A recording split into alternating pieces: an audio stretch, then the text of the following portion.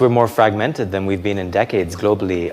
Samir, just pushing us towards some solutions in the last few minutes we have, if you were to recommend countries and the corporate sector as well to adopt a few steps to be better prepared for cyber attacks, what would they be? I think Matthew's got it right. I would just have one variation. You're not defending democracy. Let's not try and mix 50 things into a very simple task in front of us, which is to protect our digital infrastructure and digital society. So it doesn't matter what kind of community you come from. Everyone is entitled to the same standard of protection. That's what the Geneva Convention says. It doesn't matter whether you're a communist country or a democratic country. You're entitled to the same protection. So what we really need is to first remove our cultural agendas from a safety and security agenda. Otherwise, you lose people. Right? Because you use that Athenian project to also interfere in your fellow democracies. Elon Musk wants to change the government of Germany today because he doesn't like the German democracy as it exists today. So let's not mix culture with the strategic objective of securing our digital future. So I think first of all, let me just be totally clear. We were happy to protect any organization that's out there. The Athenian project is specifically set up because when you do have voting, you have to actually be.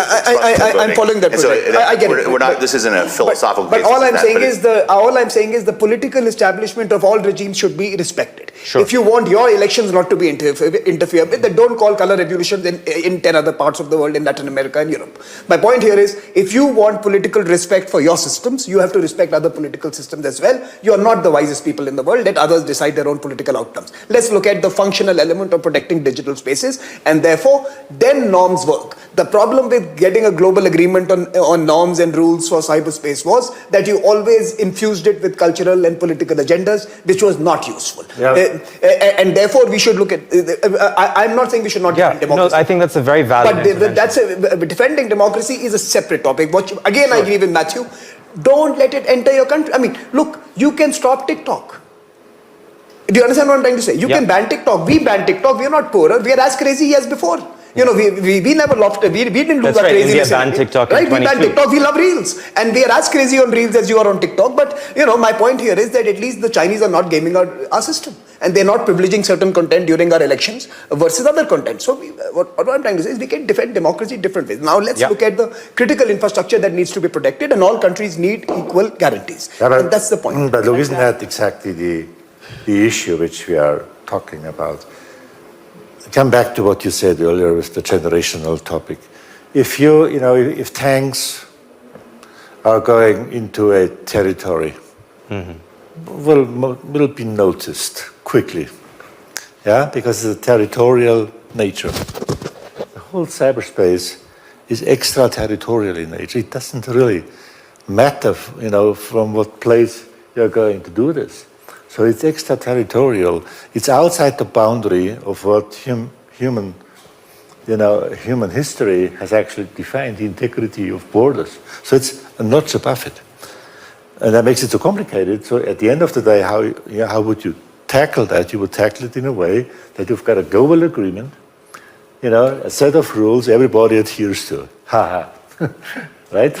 And that's impossible because there are different interests of different territorial players. And that's a real issue. That's not just cyber. It's the whole matter of propaganda and impacting people and impacting democracies, extraterritorial in nature. And again, I think norms are incredibly important and agreements are incredibly important, but in order for them to happen, you have to have visibility first. Absolutely. And the fact that we don't know what's going on clearly, that attribution is hard, that the North Koreans pretend to be the Iranians or the Iranians pretend to be the Russians, that makes it extremely difficult for us to get there. So I think step one is get visibility, and after you have visibility, then norms are more important. The norms exist. Yes. The norms exist. They're just not being followed. Don't pretend that they're not possible, even for cyber, because international humanitarian law enshrines the principles that are valid in all religions, societies, everywhere. It's the minimum standard in warfare. They apply 100% to the cyberspace. They exist. They just need to be applied. Now, there are areas where you have to look into developing additional norms because they don't fulfill your protection needs. And that's an area that we can discuss, but don't have the time for. It's autonomous weapon systems. Correct. But anything below anything that concerns cyber attacks, even on your It's covered companies, is covered by the Geneva international law. Conventions. Yeah. You just need to apply it. Commissioner, how do you do that? You know, we see very clearly the situation. Norms are followed by, let's say, normal democracies. But norms are not followed by some, aggressive countries or, some groups and so on and so on. So, I disagree I'm sorry. completely. Yeah. Democratic countries have shown absolute entrepreneurial energy to use them against adversaries and better. Good. And they are better at misusing it. I think Samir is making the point I Let's was be gonna honest here. I'm coming from the most vibrant one, and I'm telling you, if we have the ability to use it, we will. So I do not defend democracies as being some virtuous saints here. We have seen democracies flout norms often. Yeah, and the United States and Europe have been champions in it. yeah, okay, good.